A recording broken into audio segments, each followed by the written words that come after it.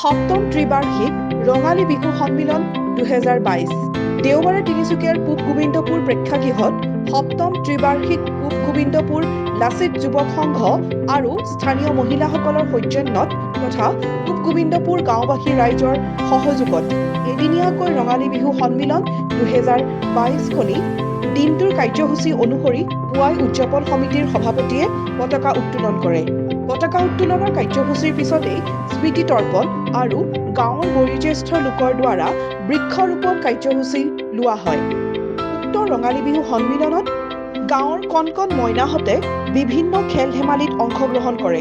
খেল ধেমালিৰ পাছতে বিহু নৃত্য আৰু ঢোল বাদন প্ৰতিযোগিতাত গাঁৱৰ ডেকা গাভৰুৱে অংশগ্ৰহণ কৰিব আৰু লগতে আমন্ত্ৰিত কৰি অনা বিহু আৰু জেং বিহু হুঁচৰি দলে তেওঁলোকৰ নৃত্যসমূহ প্ৰদৰ্শন কৰিব।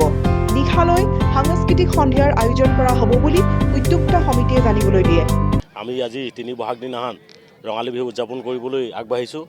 আমাৰ এই ৰঙালী বিহু কাৰ্যসূচী ইতিমধ্যে পতাকা উত্তোলন আৰু স্মৃতি তৰ্পণ বৃক্ষৰোপণ কাৰ্যসূচী শেষ হৈ গৈছে। লগতে খেল ধেমালি এতিয়া আপোনালোকে নিশ্চয় দেখিছে খেল ধেমালি হৈ আছে। খেল ধেমালি হোৱাৰ পিছতে আমাৰ আজি বিহু নৃত্য আৰু ঢোল বাদন প্ৰতিযোগিতা আছে আৰু লগতে আমি আকৰ্ষণীয় হিচাপে আমন্ত্ৰণ কৰি আনিছোঁ লগ বিহু দল, হুঁচৰি দল, জেং বিহু দল আৰু তাৰপিছতে আমাৰ আজি মূল আকৰ্ষণ সাংস্কৃতিক সন্ধিয়া গীত হৰাই আছে। অসমৰ সাংস্কৃতিক জগতৰ এজন প্ৰখ্যাত শিল্পী ৰমেন দানহৰে গীত হৰাই আছে।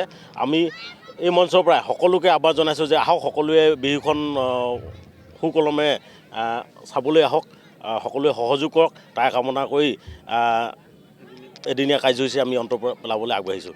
তিনিচুকীয়াৰ পৰা অজয় শৰ্মাৰ ৰিপৰ্ট, নিউজ টুডে অসম।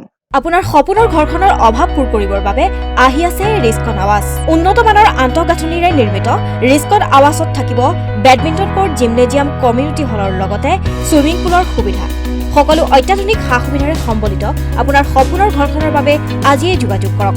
যোগাযোগৰ ঠিকনা লাচিত নগৰ পথ নিয়াৰ SBI Garchuk, Guwahati 35। Phone number 6001799010 036140666082।